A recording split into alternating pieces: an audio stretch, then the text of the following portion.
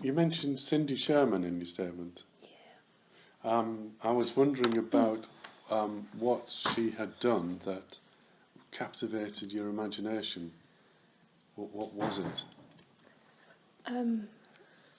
She managed to, in my opinion, has excelled at doing something that I've tried doing and haven't been able to do. So that methodology, that changing of the personality within a certain context. Am I right in thinking? So I'm wondering, Barbara Kruger wrote some really good things about Apologies. have a seat. Yeah. I'm just trying to think of a quote that you might pick up on. Well, I've just picked up your thing, and I want to read out this first sentence that you've written, if you don't mind. Or you read it. Oh out. no, I can't read. Okay. I'll be here for hours. You're right, but you can't read it. Go on, John. You've got a very commanding voice today. You just read it out. It's quite exciting. Taking a piss. Good eye. Memory, it's the one thing that holds our personality together. Events in our lives shape us into the person we are today. What would the effect of memory loss do to a person, to a family? What is so important about it? My aim is to find this breaking point between virtual memories and physical memories. Now that's a really intriguing statement, I think. And it's also a very difficult project that you're setting yourself, and a very ambitious one. And one that has a lot of ramifications in the wider world. And this is where I want you to be positioning yourselves as artists in the wider world in this way, not as subjects of projects and all the rest of it, and a course, because in the end you've got to find some other point of definition that you're interested in that's going to be of value in a much wider context. So Yeah, it's good that. Good start. Really gets you in a place with what you've been doing. And then I'm thinking, historically, which artists have been concerned with that? Probably most of them, actually. It's a very human thing, isn't it, without memory? But some of them have been particularly poignant at somehow capturing. Anthony, I think there's one artist who, it was in the 1990s that he destroyed everything that he owned. But I don't know. Michael Landy. Michael Landy. Yeah. I think so, yeah, but I saw him in a documentary or something. He destroyed everything because he wanted to start all over again. Have you got Michael Landy's worth looking at? Have you looked at that? Write it down. I'll write it. it down. Oh, you've got it, have you? Got it. Yeah, Michael Landy's a really good idea, actually. Because it came down to it, didn't he? Where he got down to his final close, didn't it? So that one boiler suit left, I think, that he did it. Something like that, yeah. He also did it in Selfridges, didn't he? It's the place to do it. It was just down from Selfridges. It's what's Primark now. It's the big old building on the corner. He did it in a... Yeah. Funnily enough, I was thinking of something that moved. It moved a continent, really, much as probably Michael Landy did.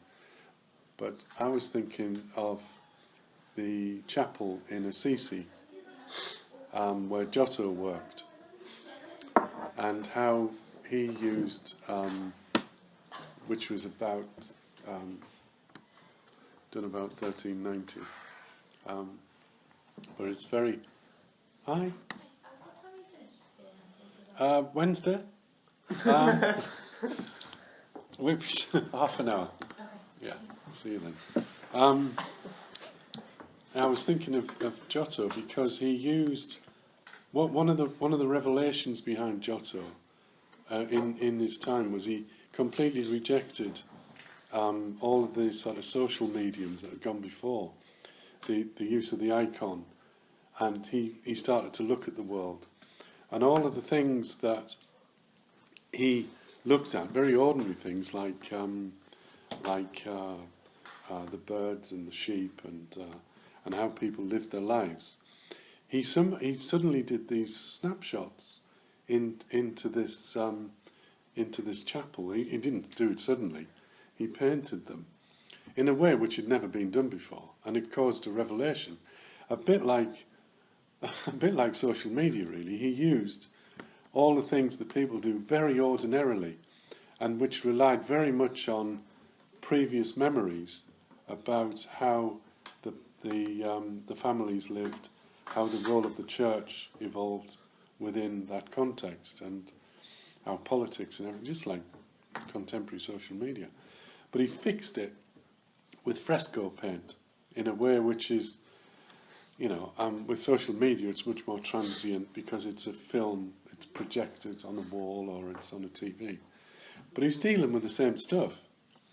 And I'm trying also to reflect on the fact that it's just sheer poetry for me, the way that he articulated those ideas. It was just absolute poetry. His use of colour and very, very ordinary things, albeit he would transcribe biblical tales, but he'd weave it into the way people were living. So people were looking at it and think, I've never seen this before. And consequently, what is it now, 600 years later, it is still astonishing for its time because of what he did. But it relied very, very heavily on, I'm just linking the Cindy Sherman thinking about using histories and memories. He comes to mind as well. Somebody worth looking at. There's that thing that they, with ISIS, that they destroyed Palmyra, and there's an artist who has recreated them using 3D printing. She's going through and recreating every single thing that they've destroyed. Oh wow! Yeah, it's to take it on as our life's mission. I can't remember her name. Name's gone, but you'd Google it and you'd find it. But that's kind of interesting because she just didn't want to let it go, and so she's just going around fixing it. I think it's now Yeah. gone. Yeah, well, there's loads of pictures of it, so she's just recreating them from the pictures that exist.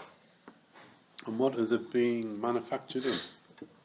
Plastic, I think it's 3D printing. Oh, so I would 3D printing. imagine it's, I don't know what, I think you can do wood now, you can sort of liquid woody stuff.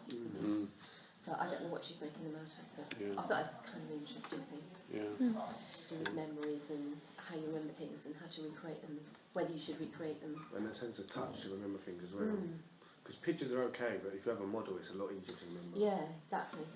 It'd be a bit weird though, to plastic rather than fabulously hand-hewn stone and on and the atmosphere and the place and the rest of it. And it's really Just hundreds of years of wear. Yeah, all of that. Yeah. Everything that's gone into it, and everybody's thoughts have gone into it. It's But the point you're making, I think, is really important. It's about how the artist articulates time. Now, obviously, film very readily is located there, but so too do traditional materials like stone. They represent time in their own way, just as fresco does, and that's why it's so important for you in the academic context to look at what's gone before and to see where you can put your big feet. It's so important to do that. It makes you so much more confident, capable. One of the things in this text that I'm just picking up on, but it's not you're not the only person to do this, and it's something that I do notice in texts quite often that students have written. You say, in this particular instance, you say the monochrome effect used throughout wasn't just to make it look pretty. Now, I've put a line through wasn't just to make it look pretty, because there was a positive reason why you used monochrome. And it's always more important to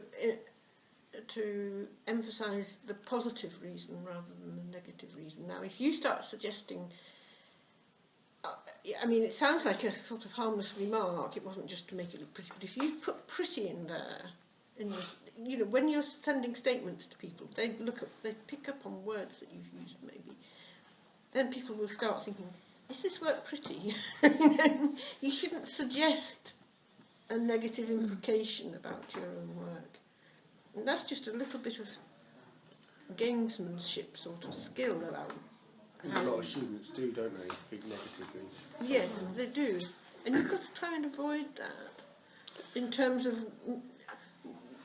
I mean, maybe you can say that in a conversation with me and Anthony or whatever about your studio work. But you should always be looking for what you intend rather than what you didn't intend. Or I think it brings up the issue of art language. That Yes. just during, I mean, I think one important thing that we have tried to do with you this year, through the seminars and then our engagements in the studio and throughout, is I think you must realise by now that words carry so much power, and if you use the wrong words in the art context, people think you're well, I think you're a bit of a twit. Yes. So what we've been trying to do is introduce some sophistication, isn't there? yeah, there is an art language, and not only verbally, you know, that's, you know, I've always countenanced you against like and dislike, for example, and tried to involve the discussion in a you know, we all do it in our own ways, but it really is key, because once you lob those little grenades into your statement, you can send the hair running in the wrong direction. Yeah. And so we're trying to do it in the nicest way possible. I've noticed as well, just like hearing you both speak, you're very selective and thoughtful about your word choice, like every word. Yeah. And it's like the word, like when there's a pause, I think about what you're going to say, and it's completely different to what I'm thinking. Yeah. And it is because like you've had so much experience and all this knowledge about all the old words you're supposed to use. Mm. But that's why we run the seminars. That's why we link it to your studio practice. And for me, that's always exciting, because it's worth doing, because it's part of our teaching and learning strategy.